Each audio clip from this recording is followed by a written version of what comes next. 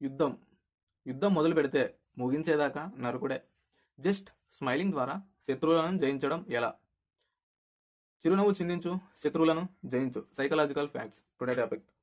మీ శత్రువు ఎదురుగా మీరు చిరునవ్వు చిందించండి. మీ పళ్ళను కనిపించకుండా కళ్ళను చూస్తూ జస్ట్ స్మైల్ ఇవ్వండి. మీ ఎనిమి అతని మీద ఉన్న కోపం తగ్గిపోయిందని అనుకుంటాడు. ఇది జస్ట్ 2-3 డిఫరెంట్ ప్లేసెస్లో ప్రయత్నం చేయండి, వర్కౌట్ అవుతుంది. నార్మల్గా ఒకరిని చూసి స్మైల్ ఇచ్చినప్పుడు అతను కూడా తప్పకుండా తిరిగి స్మైల్ ఇస్తాడు. అలా నవ్వలేదు అంటే అతను గతంలో జరిగిన సంఘటనలను మనసులో నిలుపుకున్నాడని అర్థం. పాస్ట్ని ఇంకా మర్చిపోలేదు అని అర్థం. గతం అంటే ఏంటి? గతం పాపం, గతం దుఃఖం, గతం నరకం, గతం దారిద్రం. వీటన్నిటికీ కారణం గతం. కాబట్టి వదిలేయండి. గతంతో పాటు మీ శత్రువుని కూడా వదిలేయండి. ఇక్కడ క్షమించడం అంటే చేతకంతనం కాదు. క్షమించడం అంటే దైవత్వం కలిగిన గొప్ప గుణం. అయినా గెలుపు అంటే శత్రువుని చంపడం కాదు, నీ శత్రువు యొక్క బలాన్ని బలహీనపరచడం, లేదా నీ శత్రువు యొక్క బలాన్ని నీ గుప్పెట్లోకి తెచ్చుకోవడం. అంటే చంపకుండా, గాయపరచకుండా జస్ట్ భయపెట్టాలి అంతే. మీరంటే భయం కలిగించేలా చేయాలి.